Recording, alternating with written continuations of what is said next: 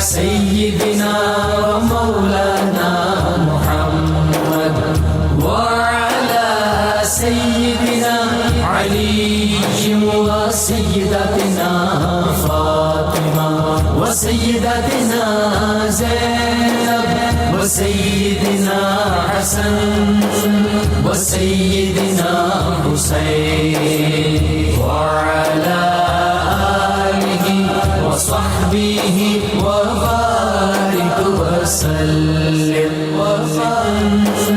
وسيدنا حسين وعلى آله وصحبه الحمدللہ رب العالمین والصلاة والسلام علی سید الانبیاء والمرسلین اللہم صلی علی سیدنا و مولانا محمد وعلی آلہ وصحابہ وبارک وسلم وصلی علیہ۔ دنیا کے تمام دیکھنے والوں کو، تمام چاہنے والوں کو، تمام پیار کرنے والوں کو اور جہاں جہاں تک اس وقت میری آواز کو سنا اور مجھے دیکھا جا رہا ہے، جنید اقبال کی جانب سے انتہائی محبت کے ساتھ السلام علیکم۔ ایک بار پھر ناظرین آپ کو پر نور صبح میں صبح نور کے ساتھ میں دل کی گہرائیوں سے خوش آمدید کہتا ہوں، اور آئیے بلا توقف چلتے ہیں حضرت ابو انیس محمد برکت علی علیہ رحمہ کی تالیف اسماء نبی کریم صلی اللہ علیہ وآلہ وسلم سے رسول اللہ صلی اللہ علیہ وآلہ وسلم کا ایک اسم مبارک پڑھنے اور سننے کی سعادت حاصل کرتے ہیں۔ سیدنا الزاہد صلی اللہ علیہ وآلہ وسلم، ہمارے سردار، دنیا کو ترک کرنے والے، درود و سلام بھیجیے اللہ آپ صلی اللہ علیہ وآلہ وسلم پر، آپ صلی اللہ علیہ وآلہ وسلم کے آل پاک پر اور صحابہ کرام رضوان اللہ تعالیٰ علیہم اجمعین پر۔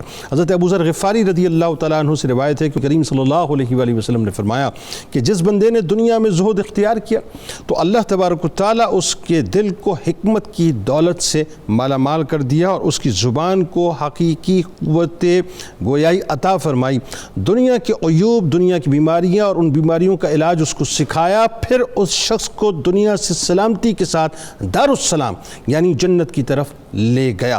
ناظرین کرام، آج آپ نے لازمی ہمارے ساتھ رہنا ہے، کہیں نہیں جانا، کیونکہ آج کا موضوع بڑا اہم ہے۔ آج اصلاح امت، تعلیمات ائمہ اہل بیت کی روشنی میں انشاءاللہ اس موضوع پر گفتگو ہوگی، جو انتہائی قیمتی، بر وقت، بر موقع اور بر محل موضوع ہے۔ بات یہ ناظرین کرام، الحمدللہ ثم الحمدللہ، پہلے تو دل میں یہ بات، صرف دل میں اس کا اظہار نہ کیجیے، زبان سے اظہار کیجیے، آپ جہاں جائیں اس وقت تشریف فرمائیں کہ ہم وہ خوش نصیب امت ہے، وہ خوش بخت امت ہیں جنہیں کنتم خیر امت اخرجت للناس تامرون بالمعروف وتنہون عن المنکر وتؤمنون باللہ کی رفعتوں سے نوازا گیا کہ تم بہترین امت ہو جو سب لوگوں کی رہنمائی کے لیے ظاہر کی گئی، تم بھلائی کا حکم دیتے ہو اور برائی سے منع کرتے ہو اور اللہ پر ایمان رکھتے ہو۔ مگر ساتھ ساتھ ناظرین، اب اس بات کو ذرا اپنے ذہن میں پیدا کیجئے کہ ہم وہ بد نصیب مسلمان بھی ہیں کہ آج پوری دنیا، پوری مسلم دنیا جس افراتفری کا شکار ہے، جس تذبذب کا شکار ہے، جس تنزل کا شکار ہے، جس ٹوٹ پھوٹ کا شکار ہے، جس افراتفری کا شکار ہے ناظرین، کہ ہر طرف، ہر جانب، ہر سو دشمنان دینوں کی الغار ہیں، امت کی اصل ختم ہوتی جا رہی ہے، امت اپنی شناخت کھوتی جا رہی ہے، شرم و حیا، تہذیب، تمدن، کلچر، اخلاقیات، سماجیات، معیشت، معاشرت، وحدت امت، عقائد، عقیدت، جہاد کی شدت اور عشق کی حدت، سب کچھ ایک سوالیہ نشان بنتا جا رہا ہے ناظرین۔ دین صرف ایک لبادہ بن چکا ہے، ہم اپنی اصل سے بہت زیادہ دور نکل چکے ہیں۔ ناظرین کرام، یہ طے ہے کہ آئیڈیلزم کی بات کی جائے، انفرادی اصلاح کی بات کی جائے یا اجتماعی اصلاح کی بات کی جائے، ہم پر اللہ کا یہ احسان عظیم ہے کہ جتنی عظیم ترین ہستیاں بطور سنہری مثال اسلام کے دامن میں موجود ہیں، وہ کہیں اور موجود نہیں ہیں، سب کچھ ہمارے پاس موجود ہے کہ ہادی اعظم سے لے کر اہل بیت اطہار تک، اہل بیت اطہار سے لے کر صحابہ کرام رضوان اللہ تعالیٰ علیہم اجمعین تک، اور صحابہ کرام رضوان اللہ تعالیٰ علیہم اجمعین سے لے کر ائمہ اہل بیت کے 11 چراغوں تک اور امام مہدی علیہ السلام کی صورت میں امت کی اصلاح کے لیے آنے والے 12ویں امام تک، یہ وہ ہستیاں ہیں ناظرین جن کے نقوش قدم کی پیروی کرنے والے فرد کو اور پیروی کرنے والی ہر قوم کو عزت کا تاج سجا اور فلاح و کامیابی کا راستہ مکمل طور پہ ملا۔ ائمہ اہل بیت کو ہی لے لیجئے ناظرین کہ مولا کائنات مولا علی کرم اللہ وجہ الکریم سے لے کر امام حسن عسکری علیہ السلام تک 11 ائمہ اہل بیت کا یہ سنہری سلسلہ، وہ سنہری سلسلہ ہے ناظرین کہ جن کی ہستیاں سرکار مدینہ صلی اللہ علیہ وآلہ وسلم کی مبارک ہستی کا حسین ترین عکس ہیں، حسین ترین پرتاؤ ہیں، جن کی حیات طیبہ کا ایک ایک پہلو پہلو امت کی اصلاح و فلاح و کامیابی کی روشن دلیل ہے۔ اسلام اس اعتبار سے ناظرین الحمدللہ ہمیں یہ بڑے فخر کے ساتھ کہنا چاہیے کہ بڑا زرخیز ہے کہ ان عظیم ائمہ اہل بیت نے اعلاء کلمات الحق بلند کرنے سے لے کر شجاعت و بہادری کے جلووں سے لے کر امن کے نغموں تک، فرد کی اصلاح سے لے کر معاشرے کی فلاح اور امت کے بڑے بڑے گروہوں میں صلح تک، علم کے میخانوں سے لے کر اقتدار کے ایوانوں تک، باطل کے خلاف آواز حق بلند کرنے سے لے کر شہادت کے میدانوں اور شریعت محمدی صلی اللہ علیہ وآلہ وسلم کے نفاذ کے لیے زہر کے پیالوں تک، ان مصطفی چراغوں نے، ان 11 اماموں نے وقت کے تقاضوں کے مطابق امت کی رہنمائی کی ذمہ داری پوری کر دی کہ جب بھی امت کا چہرہ دھندلا جائے وہ ائمہ اہل بیت کی تعلیمات کے شفاف آئینے میں اپنے چہرے کو صاف کر لے۔ اللہم صلی علی سیدنا و مولانا محمد وعلی سیدنا علی و سیدتنا فاطمہ و سیدتنا زینب و سیدنا حسن و سیدنا حسین وعلى آله وصحبه وبارك وسلم اللهم صل على سيدنا ومولانا محمد وعلى سيدنا علي وسيدتنا فاطمة وسيدتنا زينب وسيدنا حسن وسيدنا حسين وعلى آله وصحبه وبارك وسلم۔ پہلے تو یہ بتائیے تاکہ لوگوں کو ذرا ایک تعارف کلیئر ہو کہ ائمہ اہل بیت ظاہر ہے جو 11 چراغ ابھی تک ماشاءاللہ آ چکے اور 12ویں چراغ کا ظاہر ہے سبھی کو انتظار ہے جو آئیں گے انشاءاللہ، تو ان کا جو تعارف ہے بنیادی طور پر پیش کیجیے۔ بسم اللہ الرحمن الرحیم۔ سب سے پہلے تو میں آج کے اس موضوع کی اہمیت کے حوالہ سے آپ کو اور پوری انتظامیہ کو خراج تحسین پیش کرتا ہوں کہ جس طرح ہم آغاز محرم سے ائمہ اہل بیت اطہار کی خصوصاً حضور سید الشہداء امام حسین علیہ السلام اور دیگر شہیدان کربلا کی شخصیات پر گفتگو کرنے کی سعادت حاصل کر رہے تھے، ان کا تذکار پاک کر رہے تھے، تو آج اس حوالہ سے ان کی تعلیمات کے لیے خاص طور پر اس موضوع کا انتخاب یقیناً افراد کی اور قوم کی تربیت کے لیے بہت اشد ضروری ہے کہ ان ہستیوں نے کیا پیغام دیا، ان ہستیوں کے احکامات و ارشادات اور تعلیمات کیا ہے۔ درست۔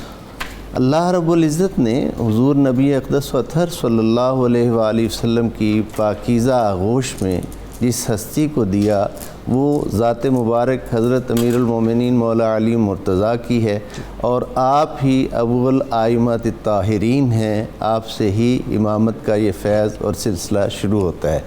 اللہ تعالیٰ نے یہ احسان فرمایا کہ حضرت مولا علی مرتضیٰ کی ذات مبارک کو عین فیض نبوی میں اس قدر پیوست کر دیا کہ حضور رسالت مآب صلی اللہ علیہ وآلہ وسلم نے لاہموں کا لاہمی، جسموں کا جسمی، دموں کا دمی، ہر حوالہ سے حضور نے اپنی بے مثال قربتوں سے حضرت مولا علی مرتضیٰ کو نوازا بھی، اور اس کا اظہار بھی آقا علیہ السلام نے مختلف مواقع پر فرمایا۔ حضرت مولا علی مرتضیٰ کی ذات والا شان کی کا یہ جو فیضان ہے جو آپ کو خاص طور پر حضور رسالت مآب صلی اللہ علیہ وآلہ وسلم کی پاکیزہ بارگاہ سے حاصل ہوا، اس کے امین آپ کے بعد حضرت امام حسن مجتبیٰ علیہ السلام بنتے ہیں، جو عظیم ترین ہستی ہیں جنہیں حضور رسالت مآب صلی اللہ علیہ وآلہ وسلم نے اپنے پھول ہونے کی، جنتی پھول ہونے کی بھی حضور نے خوشی عطا فرمائی، چمنستان نبوت کے پھول اور جوانان جنت کے سردار، یعنی دوسرے امام آپ ٹھہرے؟ جی دوسرے امام، اب یہ تسلسل بیان ہو رہا ہے امام، جی حضرت امام حسن مجتبیٰ علیہ السلام، اور تیسرے امام حضرت امام حسین علیہ السلام، آپ بھی جوانان جنت کے سردار، سیدہ شباب اہل الجنہ۔ اب ذرا دیکھیے ایک بہت ہی پیاری مثال میں یہاں پیش کرنا چاہوں گا کہ دنیا میں دو بھائی ہوتے ہیں، آپس میں طرح طرح کا حسد جو ہے وہ رقابت، طرح طرح کے معاملات، لیکن یہ کیسی روحانی پاکیزہ اور نوری ہستیاں ہیں کہ حضرت امام حسین علیہ السلام اپنے بڑے بھائی کا اسی طرح ادب کرتے ہیں جیسے آپ حضرت امیر المومنین اپنے والد گرامی کا ادب کرتے ہیں۔ ان کی زندگی میں ان کے ہر فیصلہ پر خاموشی کے ساتھ عمل کرتے ہیں اور اسی طرح اپنے بھائی کا ساتھ دیتے ہیں، جیسے کہ اس وقت کے امام وہ ہیں، وہ کلام فرما رہے ہیں، وہ فیصلے کر رہے ہیں، آپ اس وقت خاموش ہیں، اور جب آپ کا اپنا وقت آتا ہے امامت کا، اجرائے امامت ہوتا ہے، آپ کا عہد آتا ہے، تب فیصلہ کرنے کی آپ جو ہے وہ فیصلہ فرماتے ہیں۔ چوتھے امام حضرت امام زین العابدین علیہ السلام ہیں، جنہوں نے کربلا کے تمام ہوش ربا مظالم کو دیکھا، اور میں یہ بات ایک بہت بڑا جملہ عرض کرنا چاہوں گا آپ کے توسط سے اپنے ناظرین و سامعین کو کی خدمت میں کہ تاریخ انسانیت کسی شخصیت نے اس قدر مشکل ترین حالات میں امامت و قیادت کو نہیں سنبھالا جن مشکل ترین حالات میں حضرت امام زین العابدین علیہ السلام نے سنبھالا۔ بس ایک جملے میں ہی جو ہے وہ سمجھنے کے لیے بہت کچھ موجود ہے، لیکن کسی مرحلہ پر نہ قرآن حکیم کی تعلیمات سے آپ کا قدم سر منہ ادھر ہوتا ہے، نہ حضور سید عالمین صلی اللہ علیہ وآلہ وسلم کے ارشادات و تعلیمات کے حوالہ سے۔ اگر ہم نے صبر دیکھنا ہے تو حضرت امام زین العابدین کی ذات میں نظر آتا ہے، تسلیم و رضا دیکھنی ہے تو وہ آپ کی ذات میں نظر آتی ہے، جس استقامت دیکھنی ہے تو وہ آپ کی، اور حالت قید و بند میں بھی نہ نماز شب قضا ہوتی ہے، نہ آپ کی ذات مبارک سے کوئی فرض نمازوں کا تصور ہی نہیں کیا جا سکتا۔ چوتھے امام آپ ہیں۔ پانچویں حضرت امام محمد باقر علیہ السلام ہیں، جن کا آپ نے باقر العلوم کہہ کر تعارف فرمایا کیا، بے شک ایسا ہی ہے۔ اور چھٹے امام حضرت امام محمد جعفر الصادق علیہ السلام۔ حضرت امام محمد باقر علیہ السلام کی جو پانچویں امام ہیں، ان کی خاص طور پر یہ فضیلت ہے کہ ان کے لیے حضور رسالت مآب صلی اللہ علیہ وآلہ وسلم نے ایک تو اپنا نام انہیں عطا فرمایا تھا، یعنی اہل بیت نبوت میں اور ائمہ اہل بیت میں امام محمد باقر وہ شخصیت ہیں جن کا حضور کے بعد نام محمد رکھا، باقر آپ کا لقب ٹھہرا۔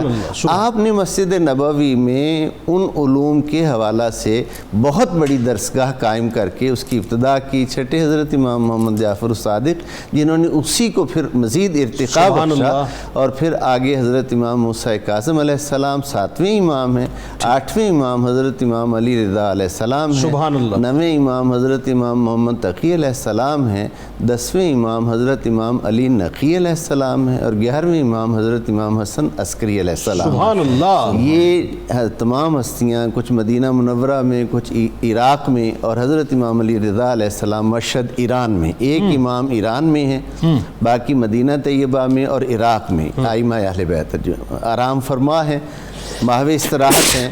اور 12ویں امام حضرت امام محمد مہدی علیہ السلام کے حوالہ سے پوری امت ان کی آمد کے حوالہ سے متفق ہے، تمام مسالک جو ہیں وہ ان کی آمد کا شدت سے انتظار کر رہے ہیں۔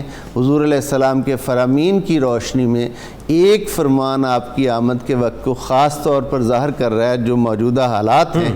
حضور نے فرمایا جب دنیا ظلم سے بھر جائے گی تو امام محمد مہدی علیہ السلام ظہور فرمائیں گے۔ آج ہم اگر دیکھیں تو اس وقت ہمارے جو حالات ہیں پوری دنیا میں ارد گرد مسلمانوں کے ساتھ جو ظلم ہو رہا ہے اور دیگر جو حالات ہیں وہ اس اعتبار سے ظاہر کر رہے ہیں کہ آپ کی آمد کا وقت قریب سے قریب ہے۔ اللہ رب العزت آپ کی آمد جلد ہو تاکہ اسلام کی برکت سے پورا خطہ اور پوری انسانیت منور و معمور ہو جائے۔ یہ جو آپ بات فرما رہے ہیں یہ موضوع تو میرا سمجھ لیجئے کہ بڑا ہی دل کے قریب اور فیوریٹ موضوع ہے، اس پہ تو میں چاہتا ہوں کہ بڑی ڈیٹیل گفتگو ہونی چاہیے، اور انشاءاللہ آخر میں سید صاحب سے اس حوالے سے پوچھوں گا امام مہدی علیہ السلام کے حوالے سے۔ ناظرین آپ نے ہمارے ساتھ رہنا ہے کیونکہ آج جو 12ویں امام ہیں ان کے حوالے سے بھی بہت سی ایسی باتیں ہوں گی جو شاید آپ کی نالج میں نہ ہو، لیکن انشاءاللہ سید صاحب کے ذریعے سے آپ کے علم میں اضافہ فرمائیں گے۔ ڈاکٹر صاحب جو اگلا سوال پیدا ہوتا ہے وہ یہ ہے کہ قرآن و حدیث فرد اور معاشرے سے جس کردار کا تقاضا بحیثیت انسان، بحیثیت مسلمان، بحیثیت فرد اور بحیثیت معاشرہ کرتے ہیں وہ بنیادی طور پر کیا ہے؟ کیونکہ ایک بنیادی سٹرکچر تو 11 ائمہ کا آ گیا، بعد میں امام مہدی علیہ السلام تشریف لائیں گے، لیکن اس سے قبل بہت ضروری ہے سمجھنا کہ قرآن و حدیث جو ہے فرد و معاشرے سے تقاضا کیا کرتے ہیں؟ بسم اللہ الرحمن الرحیم. اگر فرد اور معاشرے کی تشکیل اور اصلاح کے حوالے سے گفتگو کی جائے اور قرآن و حدیث کے مجموعے کو کھنگالا جائے تو چند باتیں بڑی نمایاں ہوتی ہیں. اللہ تعالیٰ نے سب سے پہلے قرآن میں جس بات پر زور دیا وہ یہ تھا کہ اللہ تعالیٰ نے انسان کو زمین پر اپنا خلیفہ بنایا. سبحان اللہ. انی جاعل فی الارض فی الارض خلیفہ. وَلَقَدْ كَرَّمْنَا بنی آدم. تکریم انسانیت، احسن تقویم، یہ ٹائٹل دے کر انسان کو اپنی عظمت کا اور اپنے مقام کا بتایا، تاکہ جو انسان اپنے آپ کو یہ سمجھتا ہے کہ وہ عام مخلوق ہے تو وہ اس سے باہر نکلے. یہ عام مخلوق نہیں، یہ اللہ تعالیٰ کی نیابت کرنے والی مخلوق ہے. سبحان اللہ، کیا بات. دوسرا، اس کے بعد اللہ تعالیٰ نے انسان کے اندر جو میکینزم اصلاح اور تربیت کا رکھا وہ بھی اس کو سمجھایا. اچھا، وہ کیا؟ یہ تھا کہ یہ جو زمین و آسمان کا جو ہم نے کارخانہ سجایا ہے، ٹھیک ہے، یہ ویسے نہیں سجایا، یہ ہم نے ٹیسٹ کے لیے سجایا ہے. ٹھیک. خالق الموت والحیات لیبلوکم ایکم احسن عملا. احسن عمل کے ٹیسٹ کے لیے انسان کو یہاں بھیجا گیا تاکہ وہ یہ نہ کہے کہ وہ شتر بے مہار مخلوق ہے اور اس سے کوئی پوچھ گچھ نہیں ہونی. یعنی یہ ٹیسٹنگ لیب ہے دنیا بنیادی طور پہ، رپورٹ پازیٹیو آنی ہے نیگیٹو آنی ہے. ہاں، یہ اس کو بتایا گیا. اور دوسرا یہ بتایا گیا، کوئی کہہ سکتا ہے کہ انسان تھا اس کے اندر جو باطنی طور پر میکانزم رکھا، وَنَفْسٍ وَمَا سَوَّاهَا فَأَلْهَمَهَا فُجُورَهَا وَتَقْوَاهَا. ٹھیک. اللہ تعالیٰ نے انسان کے نفس کی قسم اٹھائی ہے، پھر اس کو جو برابر اور توازن دیا گیا اس کی قسم دے کر کہتا ہے فجور اور تقوی کی صلاحیتیں تیرے اندر الہام کر دی گئی. تو صرف اگر اپنے آپ کو تھوڑا سا سوچے، دل اور دماغ کی صلاحیتوں کو اپنے اوپر مرتکز کرے تو فجور اور تقوی کے بنیادی صلاحیتیں تو اپنے اندر پائے گا. ٹھیک ہے. یہی وجہ تھی کہ انسان کو مکلف بنایا گیا کہ انسان دنیا میں آنے کے بعد جو اسلامی مذاہب آتے رہے، ٹھیک ہے، ان کو مانتا رہے. اور حضور نبی اکرم صلی اللہ علیہ وسلم کی آمد کے بعد آپ کو ماننا اور آپ کی نبوت اور آپ کے دین کو ماننا یہ انسان پر لازمی اور ضروری ہے. صحیح. اور اس میں فرض سے نکل کر جو امت کی بات کی تو کنتم خیر امت کہہ کے جو ہے وہ امر بالمعروف و نہی عن المنکر جو ذمہ داری ہے وہ دے دی. ٹھیک. اس میں اگلا دیکھیں، حضور نبی اکرم صلی اللہ علیہ وسلم کے جو فرائض چہارگانہ بتائے، ٹھیک، ان فرائض میں بھی آپ کو اصلاح اور تربیت کا رنگ نظر آئے گا. لقد من اللہ علی المؤمنین اذ بعث فیہم یتلو علیہم آیاتہ ویزکیہم ویعلمہم الکتاب والحکمہ. یعنی تلاوت آیات، پھر اس کے بعد تزکیہ نفس، ٹھیک ہے، پھر تعلیم کتاب اور تعلیم حکمت. ٹھیک. وہ یہ کہ اگر میں سادہ لفظ میں کہوں کہ حضور نبی اکرم صلی اللہ علیہ وسلم کے ذمہ جو چار گانا کام اللہ تعالیٰ نے اسپیشل لگائے، یہ چار کاموں کو اگر ہم توجہ سے دیکھ لیں اور اس کے مطابق اپنی زندگیاں ہم ڈھالیں تو ہماری انفرادی اور اجتماعی اصلاح کی تمام امور منضبط ہو جائیں گے. یعنی آپ کا کہنا یہ کہ ایک ایسا کردار جو ہے قرآن و حدیث دیکھنا چاہتے ہیں بنیادی طور پہ، فرد اور معاشرہ. اس میں اگر ہم مفکرین کی طرف امام غزالی کو دیکھ لیں، ماہرین اخلاقیات کو، صوفیاء کو، وہ کہتے ہیں انسان کے اندر بنیادی جو مین میکانزم ہے نا، اصول، وہ چار ہیں. صحیح. اگر یہ منظم ہو گئے تو پھر انسان کی تربیت و اصلاح بھی آسان ہے. ٹھیک ہے. اور پھر فرد اصلاح سے فرد معاشرے کی طرف سے بالکل ٹھیک بات. آگے پہلی کتاب ہے جی، پہلی چیز ہے وہ ہے حکمت. صحیح. دوسری ہے شجاعت، تیسری ہے عفت، ٹھیک ہے، چوتھی ہے توازن و اعتدال. اگر یہ چار چیزیں پیدا ہو جائے فرد میں، ٹھیک ہے، اور پھر یہ چاروں پیدا ہو جائے معاشرے میں، تو معاشرہ انتہائی اصلاح اور تربیت میں آ جائے گا. ٹھیک. اب یہ مقدمہ بن گیا ڈاکٹر صاحب. اب بات یہ ہے کہ 11 ائمہ اہل بیت کا تذکرہ ہوا، قرآن و حدیث کیا چاہتا ہے وہ پتہ چل گیا. ٹھیک، بنیادی ظاہر ہے ابھی تو ڈیٹیلنگ اس کی نہیں ہو سکتی، لیکن اب جو سوال پیدا ہوتا ہے وہ سوال ہی پیدا ہوتا ہے کہ اب یہ کردار جس کا تقاضا قرآن و حدیث نے کیا ہے، ائمہ اہل بیت میں یہ کردار کس حد تک نظر آتا ہے؟ یہ بڑی اہم ترین باتیں بتائیے. بسم اللہ الرحمن الرحیم. جنید بھائی، اگر ہم ائمہ اہل بیت اطہار کے ناموں پہ غور کریں اور ان کے القابات پہ غور کریں تو یہ ساری چیزیں ہمیں مختلف انداز سے نظر آتی ہیں۔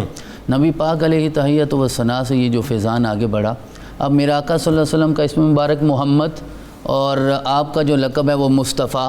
اب ذرا آگے چلیے تو جو پہلے امام مولا کائنات شیر خدا کی ذات گرامی نام تو علی ہے لیکن لقب آپ کا مرتضیٰ ہے، اور اب جو دوسرے امام حضرت امام حسن نام حسن ہے، لقب مجتبیٰ ہے۔ اب ذرا یہاں دیکھیے نا، جب ہم نام دیکھتے ہیں جس طرح قبلہ پیر صاحب نے اشارہ کیا، کبھی محمد ہے، کبھی علی ہے، پھر محمد ہے، پھر علی ہے، لیکن القابات میں دیکھیں تو کہیں مصطفیٰ ہے، کہیں مرتضیٰ ہے، کہیں مجتبیٰ ہے۔ اب مصطفیٰ کا معنی بھی چنا ہوا، منتخب شدہ، مرتضیٰ کا معنی بھی جو اللہ کی رضا سے منتخب ہو جائے، مجتبیٰ کا معنی بھی یہی ہے۔ تو یہ القابات اس اعتبار سے ہمیں مختلف نظر آتے ہیں۔ امام حسین علیہ السلام تو سید الشہداء ہو گئے، اس پہ تو بحث کی اب ضرورت ہی کوئی نہیں رہ گی، لیکن ذرا آگے دیکھیے حضرت امام علی جن کا لقب زین العابدین ہے، زین العابدین لقب یہ بتا رہا ہے کہ امت اگر ان سے وابستہ ہو جائے تو اسے بھی عبادت کی زینت کو اختیار کرنا ہوگا۔ کبھی زین العابدین زمانہ انہیں کہتا ہے، کبھی سید الساجدین انہیں کہتا ہے۔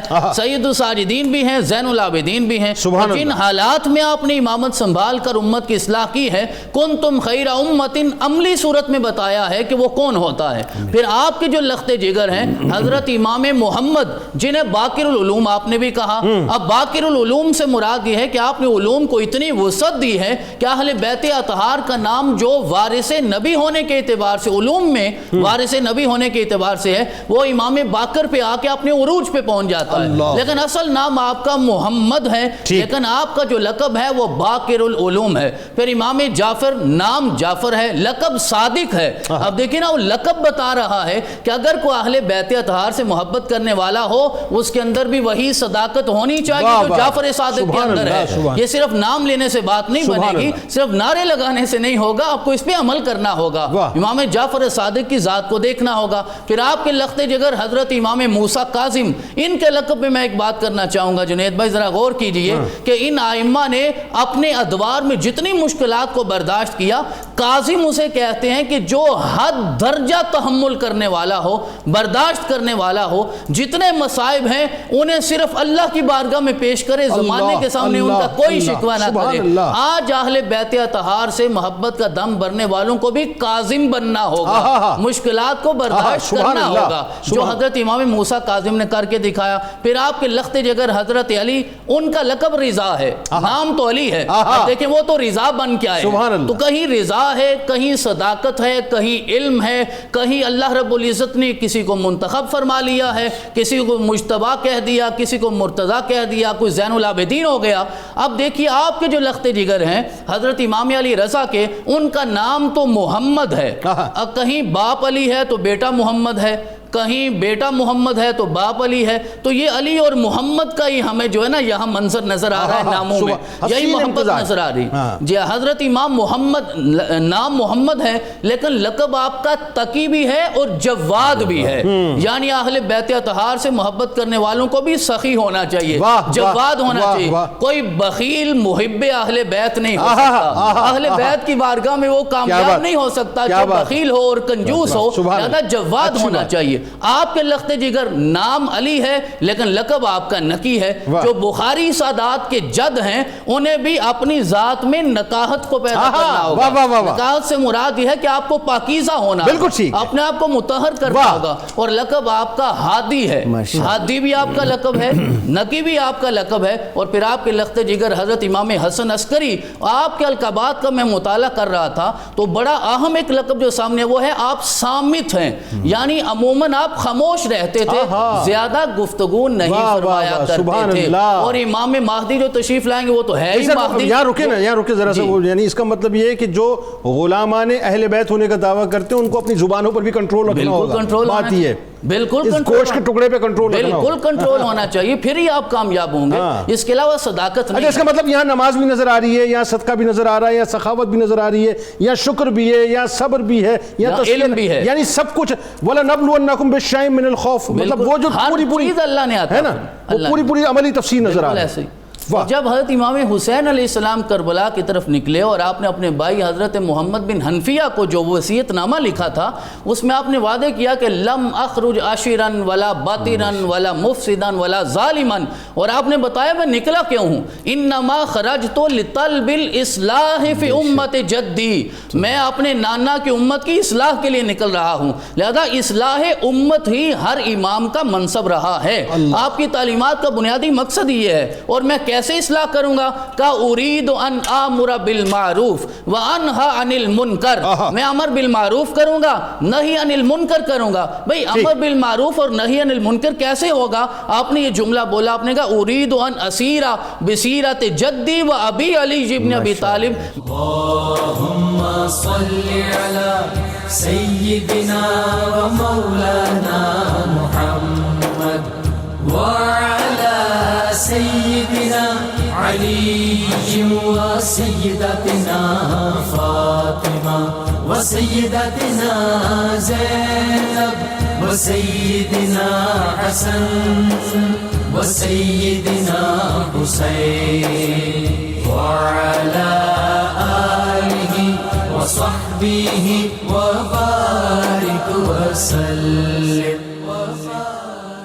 اللہم صلی علی سیدنا و مولانا محمد وعلی سیدنا علی و سیدتنا فاطمہ و سیدتنا زینب و سیدنا حسن و سیدنا حسین وعلی آلہ وصحبہ وبارک وسلم۔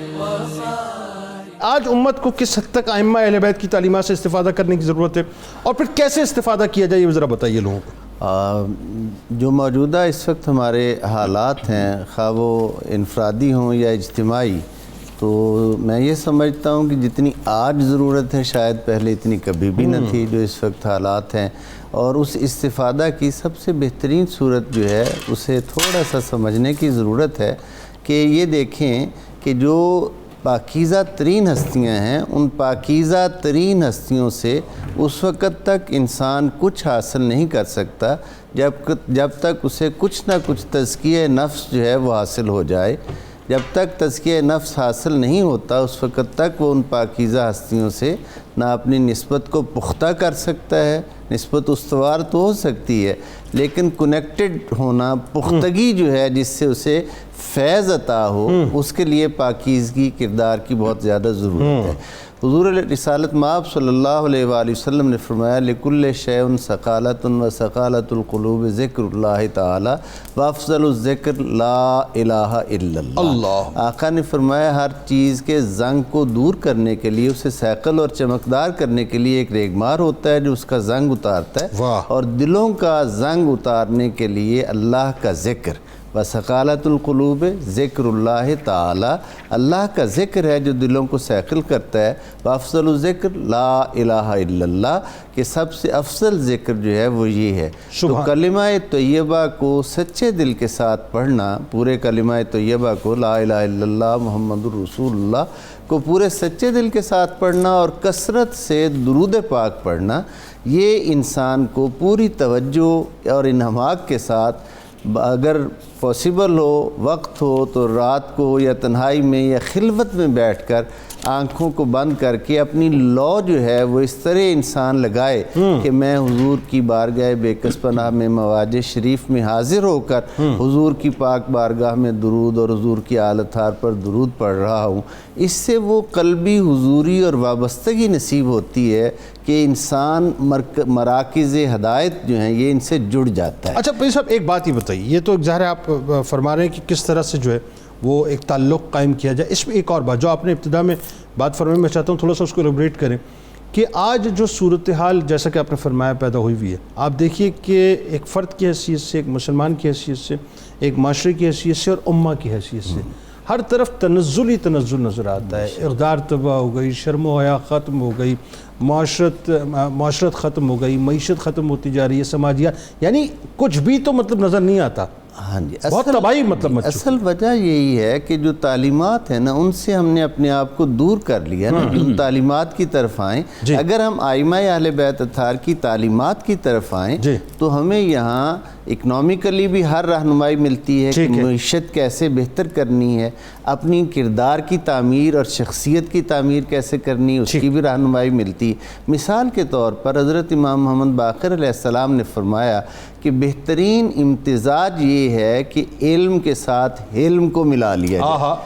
یعنی کتنا خوبصورت ارشاد ہے، علم کے ساتھ حلم کو ملا لیا جائے۔ یعنی علم جب پیش کرو تو تحمل اور بردباری کے ساتھ کرو۔ اگر تم سے کوئی سوال کرتا ہے تو اس کو تحمل کے ساتھ برداشت کرو اور اس کا جواب شائستگی کے ساتھ۔ یعنی آج جو انتہا پسندی کے جو ایک ہم نے بڑے بڑے جو اپنی خود دکانیں جو کھڑی کی ہوئی ہیں، اس کو اس قول کے ذریعے سے ختم کیا۔ اس قول کے ذریعے سے پوری ایک علمی دنیا جو ہے نا، جو قرآن و حدیث کا فیض عطا کرنے والے، ان کے لیے ایک رول ماڈل، ایک جملے میں ایک رول ماڈل ہے کہ وہ کیسے اپنے معاملات کو بہتر کریں اور کس طریقہ سے۔ اور پھر فرمایا کہ صبح سویرے صدقہ دینا شیطان کے شر کو اور سلطان کے شر کو دور کرتا ہے۔ واہ کیا بات ہے! یعنی شیطان کے بھی شر کو اور سلطان کے بھی شر کو، یعنی جو ہم پہ بسا اوقات مشکلات آتی ہیں ان سے بچنے کا بہترین صورت یہ ہے کہ صبح سویرے انسان اپنے دن کا آغاز صدقے سے کرے، بے شک وہ قلیل ہو تھوڑا ہو،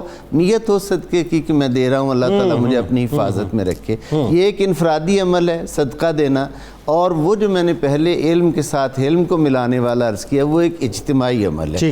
اسی طریقہ سے جس بھی معاملہ میں رہنمائی ہو، مثال کے طور پر حضرت امام موسیٰ کاظم علیہ السلام کے ایک بہت ہی حاضر باش اور بہت منظوری والے خادم ہیں، علی بن یقطین، آپ نے انہیں ہارون الرشید کے دربار میں اجازت دی کہ جا کر دربار میں وہ باقاعدہ یعنی وزارت جو ہے یہ امور سلطنت میں معاونت کریں۔ ہارون الرشید کو ضرورت تھی، اس نے انہیں طلب کیا تو آپ نے انہیں اجازت دی۔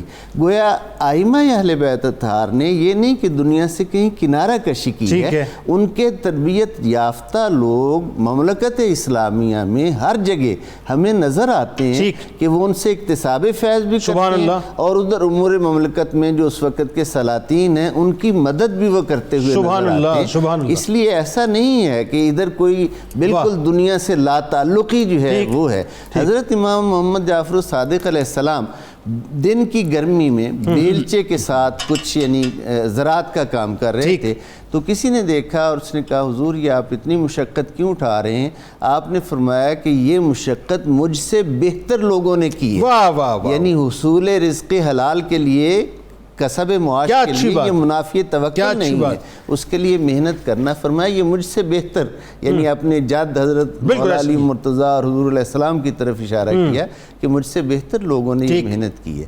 اس لیے ہمیں ہر چیز کا جو ہے، ہمارے ذرا وقت کا دامن کم ہے تھوڑا سا، اس لیے ہر رہنمائی جو ہے وہ ان کی پاکیزہ سیرت سے ملتی ہے۔ ٹھیک، بالکل۔ اللہم صلی علی سیدنا و مولانا محمد وعلی سیدنا علی و سیدتنا فاطمہ و سیدتنا زینب و سیدنا حسن و سیدنا حسین وعلى آله وصحبه وبارك وسلم اللهم صل على سيدنا ومولانا محمد وعلى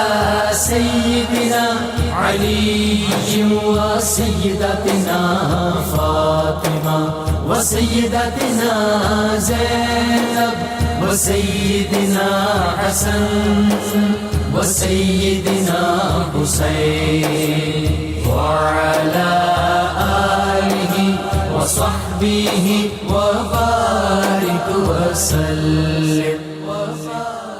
فائنلی ڈاکٹر صاحب جو بڑی اہم ترین بات ہے، اور میرا خیال ہے کہ اس وقت بلا مبالغہ پوری دنیا میں جو ایک ٹربلنس ہے، 57 اسلامی ممالک کی جو ایک تنزل ہے، امت کی زبو حالی ہے، یہود و نصارہ کی یلغار ہے، معاشرت تباہ، معیشت تباہ، تہذیب و تمدن تباہ، سب کچھ تباہ، جنگوں کا ایک ماحول بنا ہوا ہے.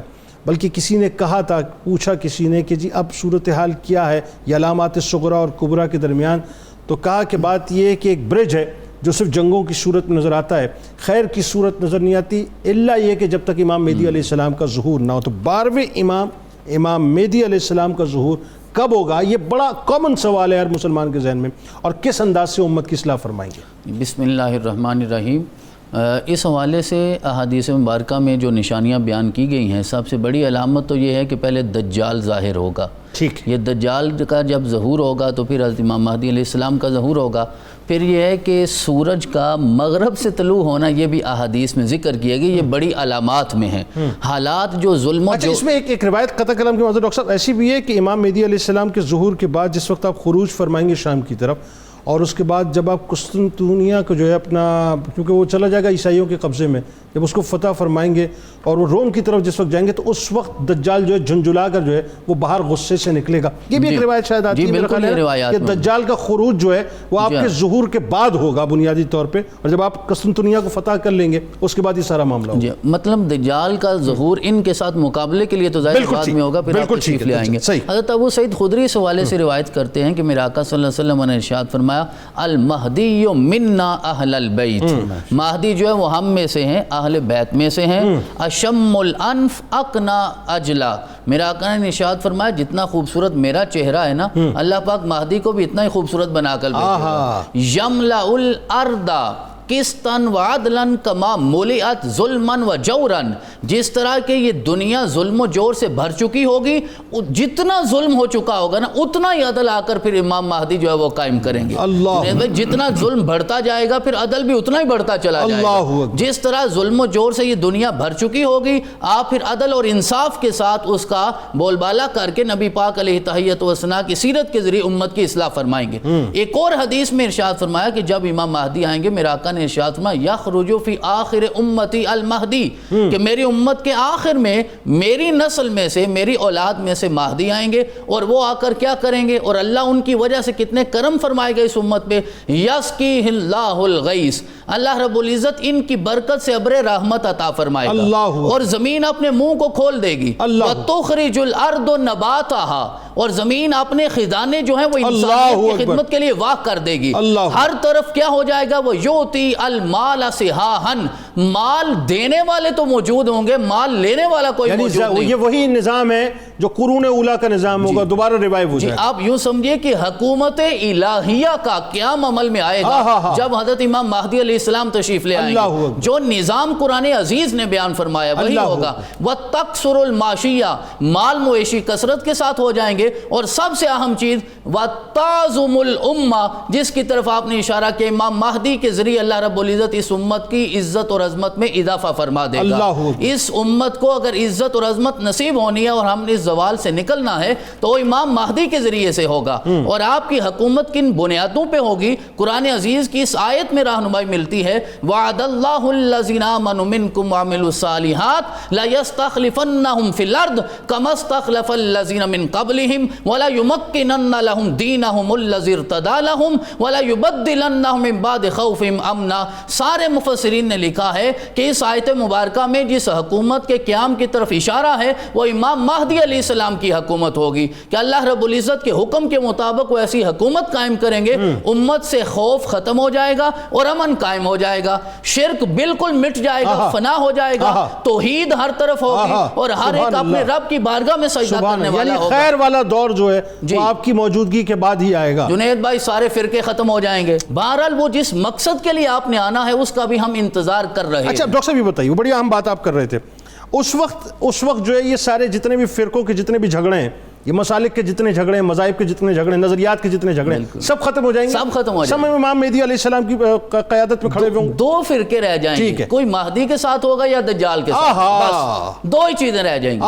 حدیث میں تو دوسرے فرقے کا نام بھی بتایا گیا ہے کہ دوسرا فرقہ کون سا ہوگا، لیکن بہرحال ہم کہتے ہیں کہ ایک دجال کا فرقہ ہوگا اور دوسرا امام مہدی کا ہوگا. اچھا، ایک سپرلیٹو ڈگری، اور ظاہر سپرلیٹو ڈگری ہونی بھی چاہیے، فاطمی اولاد ہیں جی، تو وہ اس طرح سے ان کو عطا ہوئی. ذرا وہ نقشہ کھینچیے کہ جب آپ وہ دمشق کی जामा मस्जिद के मशरिकी मीनार पे जिस वक्त ईसा अलैहिस्सलाम को नज़ूल होगा, आप फजर की नमाज की इमामत फरमा रहे होंगे, वो क्या मंजर होगा, क्या था? एक रिवायत में दिमश्क की जामे मस्जिद और दूसरा एक रिवायत में कि आप सहने हरम में होंगे, खाना काबा में होंगे। जब हजरत ईसा का नज़ूल होगा, फजर की नमाज का वक्त होगा, अजान हो चुकी है, इकामत हो चुकी है, आप मुसल्ला इमामत पे तशरीफ फरमा हो चुके हैं, फिर जनाब ईसा अलैहिस्सलाम आएंगे और हजरत इमाम महदी अलैहिस्सलाम फिर पीछे हटेंगे और कहेंगे ईसा को कि आप आगे आइए। वो कहेंगे आज मैं ज़माने को यही तो बताने आया हूं कि मैं इत्तिबा करने वाला हूं और आप हमारे इमाम हैं। वो पीछे खड़े होंगे क्योंकि आपका जो खून है और नूर है उसका हक यही बनता है कि मैं पीछे खड़े हूं और आप आइए चलते हैं किताब शिफा की जानिब। रूहानी तरक्की का अमल आपको बतलाते हैं। हर फ़र्ज़ नमाज के बाद 100 मरतबा पहला कलमा शरीफ दुरूद शरीफ के साथ पढ़ें और ये अमल जारी रखें। इंशाअल्लाह रूहानी तरक्की होगी और इबादत में खुशू व खुजू पैदा होगा। हज़रत अली करमुल्लाह वजुल करीम का कौल मुबारक के अपने बातिन की सफाई, पाक नफूस की खसलत और परहेज़गारी हराम कामों के इर्तिकाब से रोकती है। अल्लाहुम्मा सल्लि अला सय्यिदिना व मौलाना मुहम्मद व अला सय्यिदिना अली व सय्यिदतिना फातिमा व सय्यिदतिना ज़ैनब व सय्यिदिना हसन व सय्यिदिना हुसैन व अला आलिहि व सहबिहि व बारिक व सल्लिम।